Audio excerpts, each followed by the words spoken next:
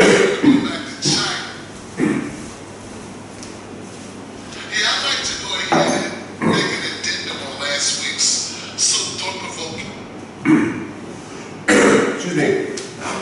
All right. So going into a new chapter of the crisis. No, of the unit. A new chapter. Chapter 11. Chapter 11 is the part of the financial regulations in America that has to do with bankruptcy, Chapter 11. But for us, Chapter 11 is on page 65, and it's called Change Management. Change for Success. So it opens with a quotation from a famous American president. The price of doing the same old thing is far higher than the price of change. Is it? I don't know. Depends on your situation. That's the beautiful thing about this topic, is that change actually doesn't, there's so many variations. With the crisis that we're facing right now, it's incredible how much is going on, you know, how much restructuring of our lives, you know, of what our expectations are for things. Yesterday I had to go to the computer store, Phong Vu. Phong Vu is on, or it was on, Kham Hoa Street, not far from here. I bought something there and I was taking it back because it wasn't working properly. And the store was closed. There was construction workers in there. They closed their branch. So a lot of businesses are not staying open. You probably haven't been out much, but if you go out and you go down the street sometimes, you see a lot of signs for different businesses of change. You see a lot of signs are just gone, blank houses that used to be businesses that don't have any signs anymore. Also, I've seen people who are doing remodeling and renovation. They're trying to okay, well, we're closed. This is the perfect time for us to make our cafe nicer and to remodel. So I think the decisions that people are making right now are based on the lack of revenue, obviously, the uncertainty of the future, of what people, they don't know when things are going to get back to a state of, let's say, business as usual, or when people are going to start having money to spend again. So that is another, so nobody really knows, except, and that's here, and we're pretty good. Our situation is actually way more typical, you know, you can imagine our schools and businesses opening again. In some countries, they just don't even have any way to imagine it. It's, you know, thousands of businesses so many people are unemployed. There's 22 million unemployed people in America now. 22 million, that's a lot. People are in their houses, they don't know what they're going to do. So there's change in the businesses, there's change in individuals and how they're affected by change, whether they're willing to or how they're going to accept it. So that's the first part of page 65, really. Change management is a process that coordinates business systems to control and to manage change within an organization. Businesses operate in an environment that is always changing. The COVID-19 would be external factor, right? It's a pest factor, probably pest under economic.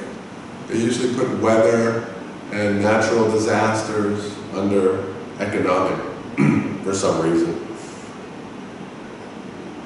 Businesses operate in an environment that's always changing. Change in business, in the business environment, pest, is brought about by things such as new government policies and laws. Like you have to change your behavior and you cannot open your shop. Demographic changes, people having more babies, younger generations, people moving from the cities to the countryside or the other way around. Technological development, that's T. Basically they're saying P, S, T, and increased competition, which could come from free trade agreements and lowering tariffs, and pandemics like COVID-19. What worked in the past may not work now. We saw that with Nokia. Nokia did not adapt to change very well. The management and directors may decide to respond to change through a strategic process, rewriting a business plan or a new marketing plan, restructuring the business, new goals, changing systems, buying companies, strategic alliances, changing business models. So right now, companies that are working and they have online sales are doing very well, right? If you had a physical retail store, then you're suffering, but if you have an online way to deliver your goods and services, you can maintain your customers in this situation.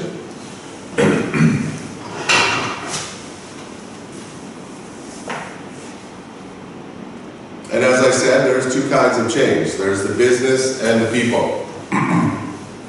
Successful change relies on success. Right now they're talking about business change. Relies on both aspects. The business needs to manage the change, that's why it's called change management. And they need to be able to implement whatever new systems, policies, mergers, acquisitions, technologies, what environmental factors are going to change the direction of the business.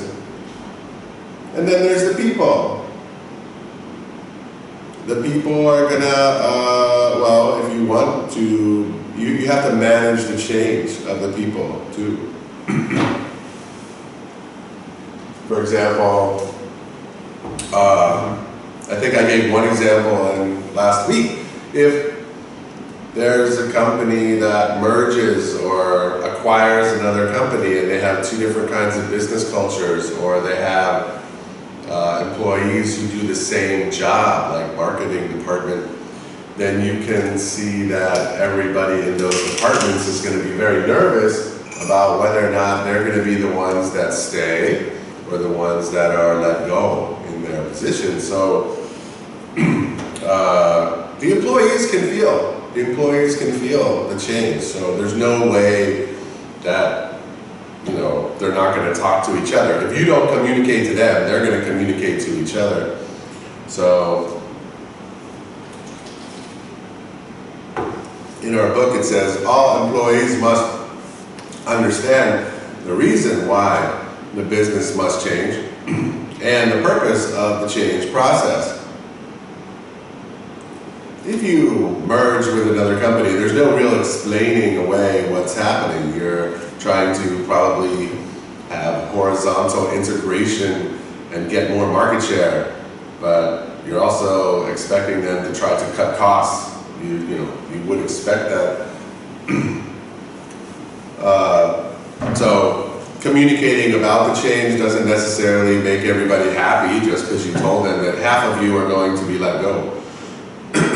Management must be clear about any repercussions for staff, like promotions, demotions, or redundancies. Redundancies is the one where there's too many people doing the same job and they have to let someone go.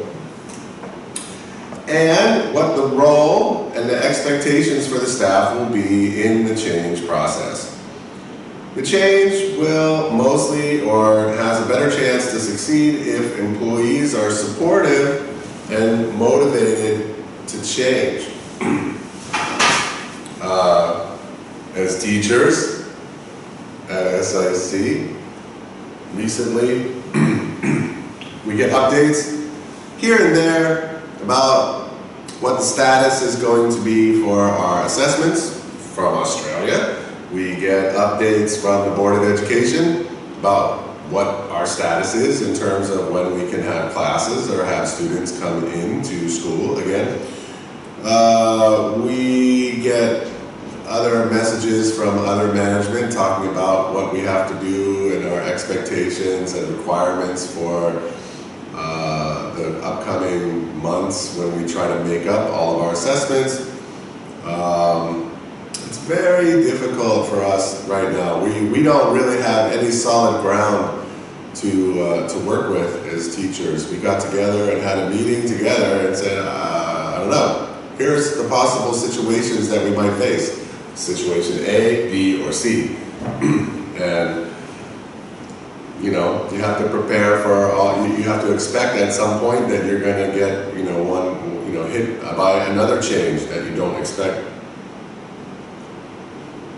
Today, I saw a picture in the newspaper, some schools in Cat Mau, in the south of Vietnam, are the first ones to reopen. Cà Mau, good job, Cà Mau. But in the school, in the picture, they have the students, they're sitting 2 meters apart and they're all wearing masks.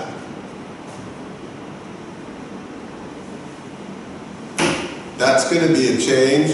Is that what we're going to have to do forever? We're going to have to wear masks in class and sit 2 meters apart? I mean, either we're safe or we're not safe. Like, what are they telling us? So it's very confusing. Like, they're not... And that's what I'm saying. Like, the communication from what we get as students and teachers and employees from the people who are managing this crisis has been generally good. But there's a slowness for acceptance of certain elements of the changes that things might actually get better. So what happens, 2 years from now, we're still going to be wearing masks in school? What is going to happen then? So, and I will wear the mask for the safety on the street and the people, whatever, but I mean, really? I have to teach in a mask?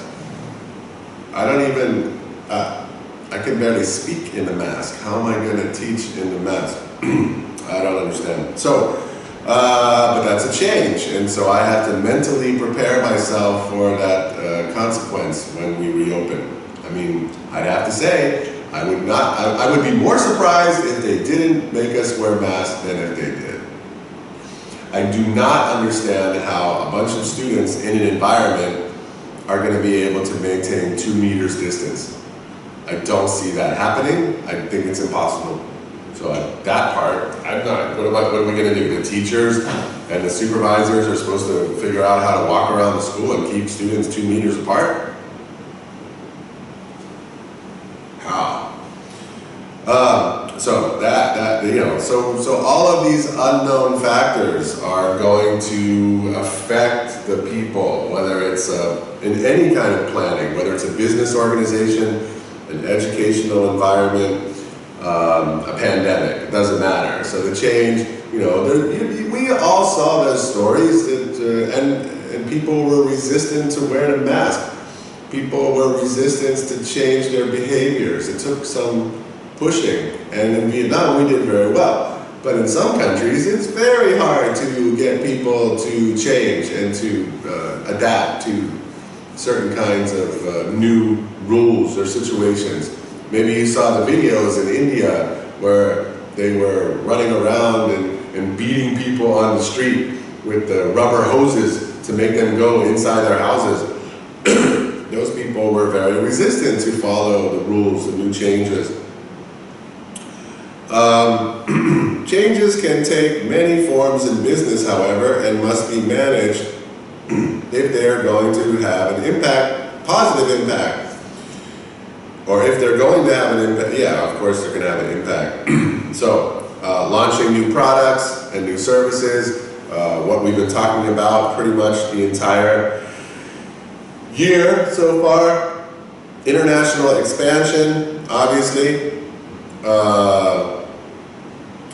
Trying to save money and cut costs by reducing the amount of employees, changing the business structure through outsourcing, going to an online business model if you need employees who have different skills, entering into an alliance. So when you're working with companies that have different cultures and different skills and trying to merge or work together with other companies, and dealing with changes in the laws and regulations.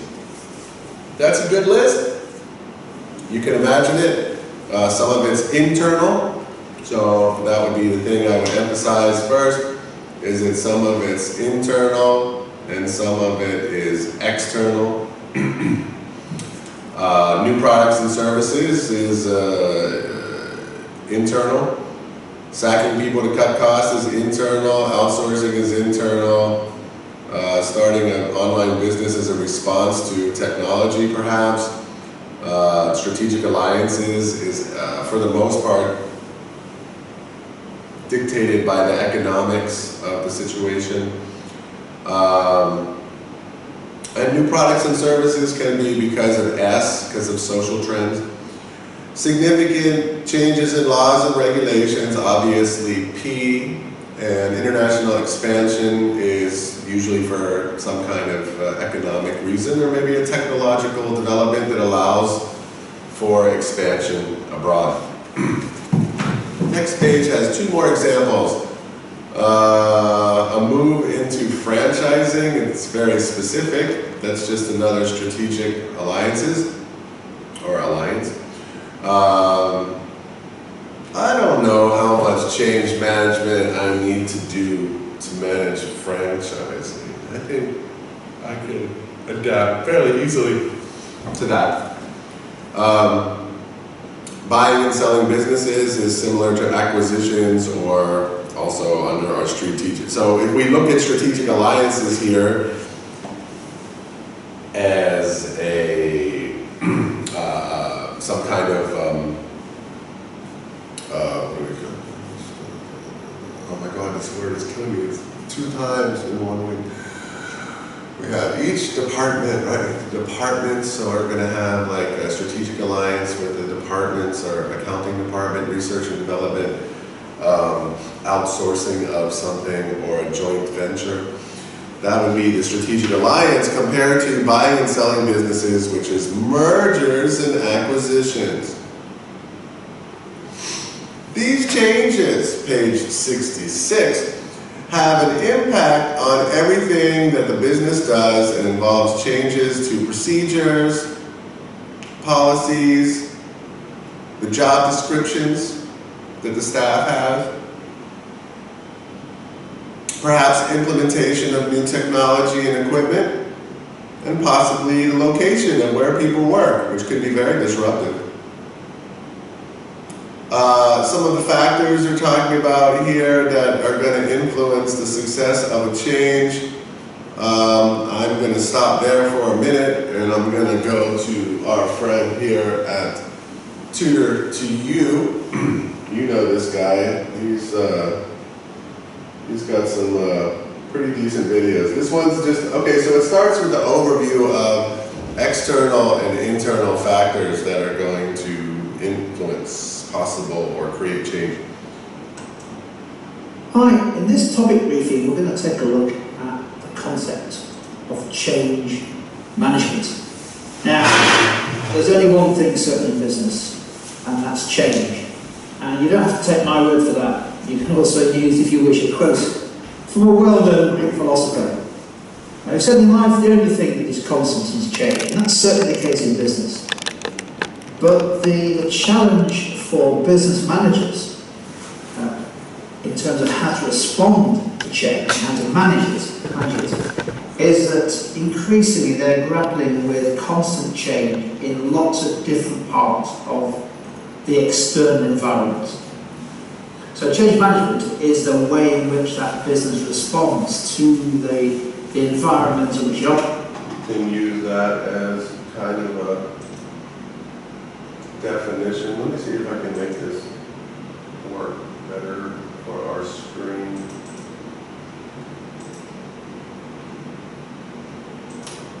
Still, it's weird.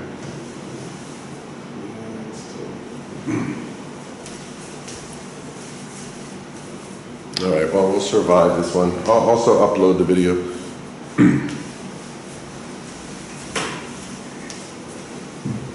Great, and changes in that environment. So that could be changes in technology, or changes in laws and regulations, variations in the economic conditions. But it can also be change that arises from their own decisions. So from actions that are within their control, self-induced change, if you like. For example, deciding to adopt a strategy of a takeover or to cut back the scale of the business. So the point about change management is that all businesses change over time. Somehow an external environment in which the change is particularly profound or significant or unexpected. How do you manage the change? That is what change management is about, this process. Now, a nice little bit of theory just to build into your analysis to help develop the logical change analysis is that you can distinguish between two broad types of change. There's the stuff that happens step by step, constantly, but in small ways, in small steps. It's change that happens incrementally, incremental change. And often it's quite hard to spot. You might look back a year or two later and say, well, I haven't really changed, but you didn't actually notice those many little steps that evolved the change that has taken place. The change that is particularly challenging for management is the alternative type, which is step change. Significant, dramatic, radical change, often as a result of a significant change in the external environment, or, as I said, self-induced change as a result of a strategic decision. So it's quite an important distinction to make, a very useful one to make, and the right answer. Okay, yes, just,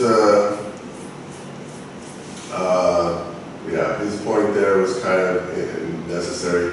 So incremental change that occurs over a period of time, in some stages, it's managed slowly, it's implemented slowly, it doesn't really restructure everything that the business is trying to do, and then they'll call this kind of disruptive change, or perhaps step change, which is I guess another word that I haven't really heard them call it before, but that's a big change, right? Something where they're going to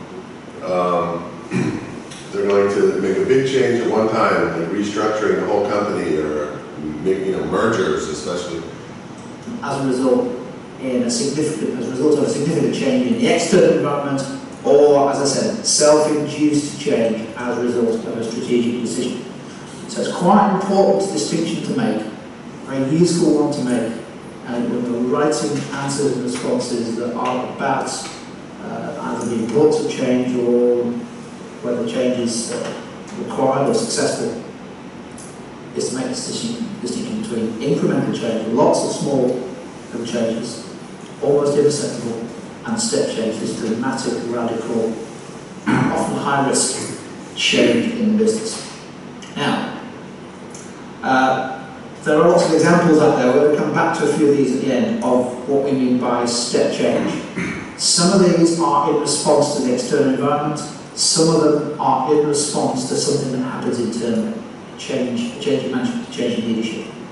The guy on the left there, Kazuki Rai, who was brought in as a CEO of Sony a few years ago, and his first action was to say, this isn't good enough. Sony, heavily loss-making, very difficult, bureaucratic, slow-moving business. His words were, Sony must change, Sony will change. Very clearly signalling the need for a fairly substantial step change in the nature of Sony's activities. Change can also be in the context not just of operations and product and markets, but also in the context of culture. So there's a really close link with organisational culture here. The guy in the middle, Anthony Jenkins, brought in as the CEO of Barclays in 2012, I think it was, as a result of the fallout from the bonus culture and the libel scandal and all the other scandals that have overcome so many financial services businesses. He came into Barclays, in fact he was already in Barclays, but he was given the top job. And he said, Barclays is changing. We're going to change the culture. There will be no going back to the old way of doing things. Step change in relation to culture. And of course it can also be in relation to your products and your markets. So the guy on the right, Satya Nadella, who's the new CEO of Microsoft, who took over a few months ago from Steve Ballmer, really interesting chap. He's basically saying that what needs to change at Microsoft is the markets in which we compete and how we compete in them. And in particular, he wants to move Microsoft to what he calls the mobile and cloud-first world, away from desktop-loaded operating systems, for example, software packages, to a mobile cloud-first world. So, 3 great examples there of what we mean by step change. Now, in order for change to happen, a number of things have to happen for step change. Firstly, there needs to be a reason. In other words, there's some kind of dissatisfaction with where we are at the moment. Or there's a change in the external environment that you must respond to in order to succeed or even to survive. Then what the leader needs to do is to say... Some of it's, yeah, so why do you change? Okay, you change for growth, but you might also change for survival.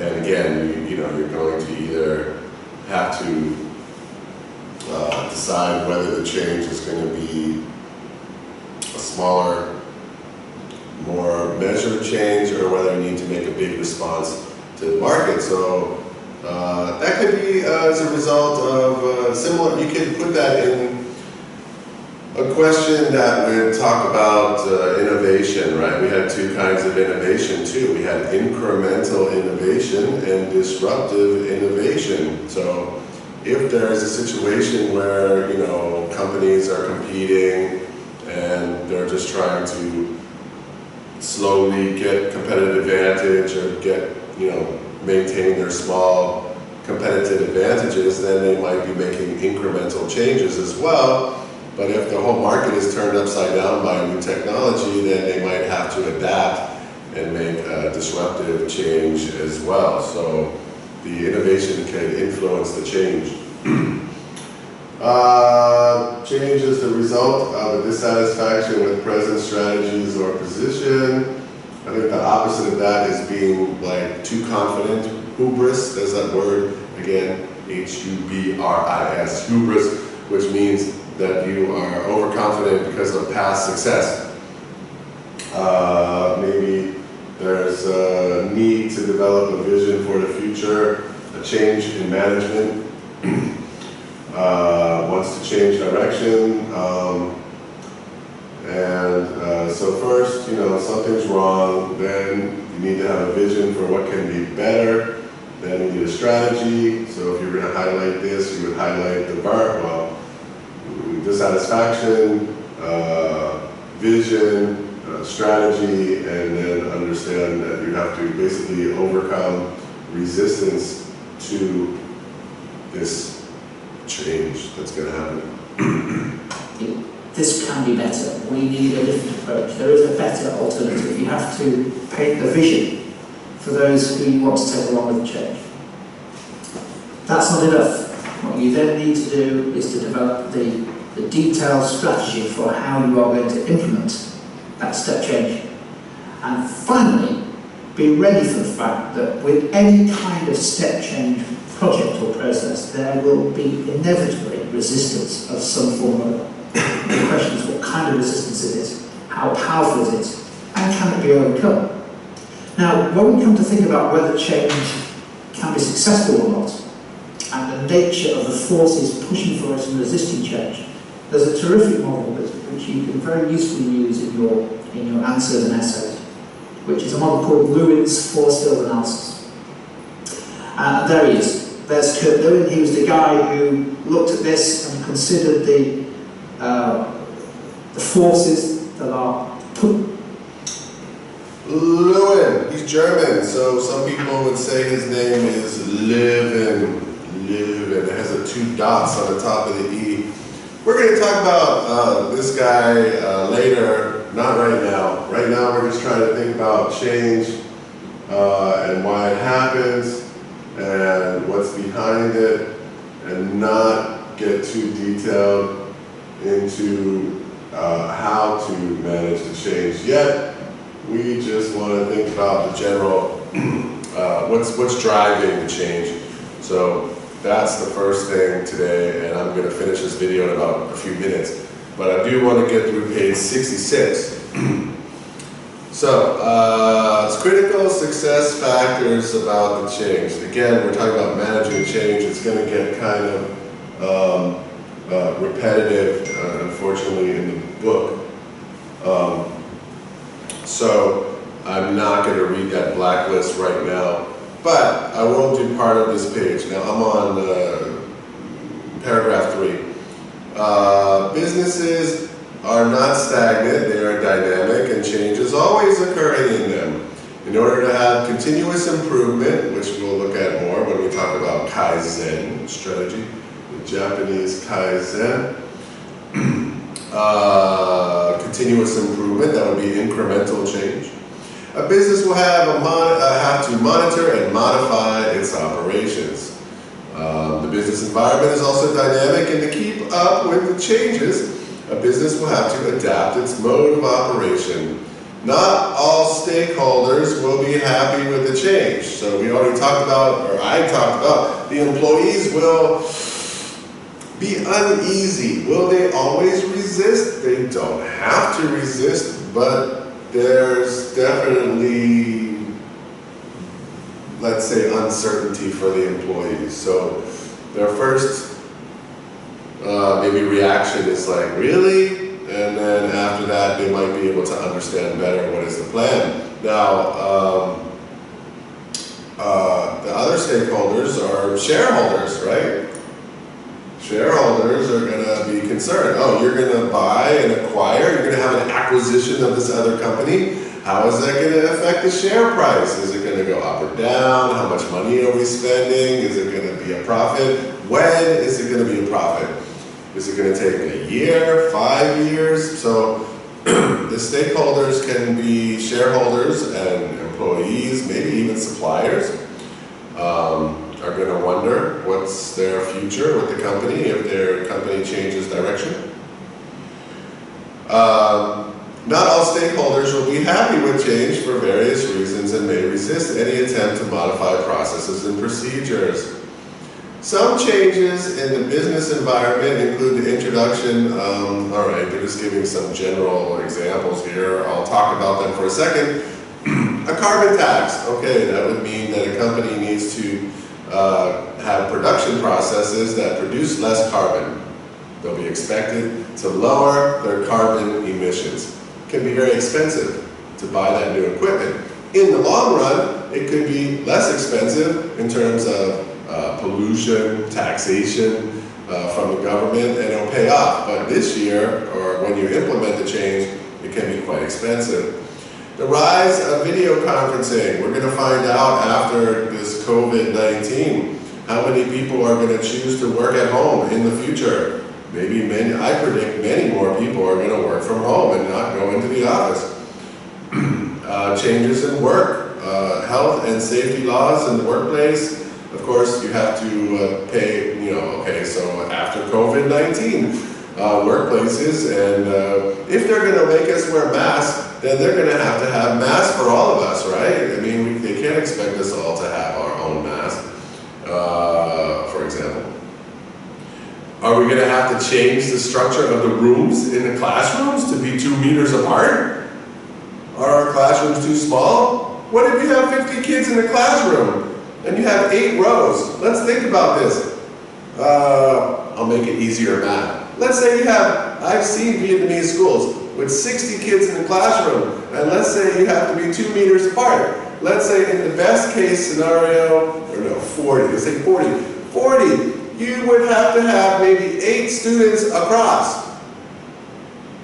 Okay, Okay, in this classroom. So 8 times what? 45. 5 rows of 8 students times 2 meters. That's 16 meters across. Each classroom is going to be 16 meters across.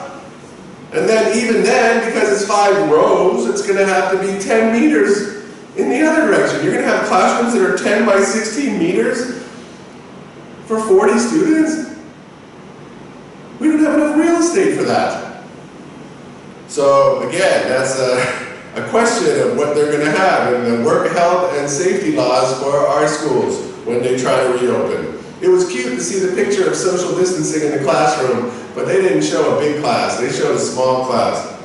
How's that going to work in the city? It probably won't. Okay, so paid parental leave, okay, companies will have to adapt to laws that allow parents to have more time with their newborn children. Of course, environmental regulations are going to be a cost. Superannuation is money that's put aside for the retirement of staff, so that is a cost, another change.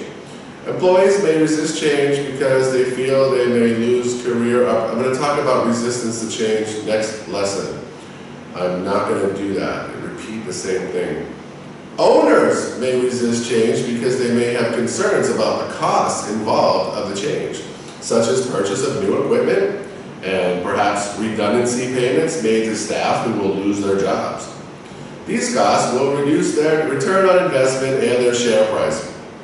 Managers may resist change if they feel like they have too much responsibility. All of a sudden you're doing your job, the next day you have this thing on your table that says, okay, change everything. The managers might resist that change, feeling that why are we changing if it's not broken? Of course, change may be viewed as positive if it provides new skills for employees, perhaps, or it's going to save the jobs in the business, right? In some cases, it's like, if we don't change, we're going to die. And then the rest of it is about change management, so I don't want to do that yet. Now, I just want to talk about why change happens and what some of the effects are of change. The next classes, we'll talk about resistance to change, and in addition to that, what kind of strategies we can use to overcome the resistance to change and have successful change. That's it for today. Ciao.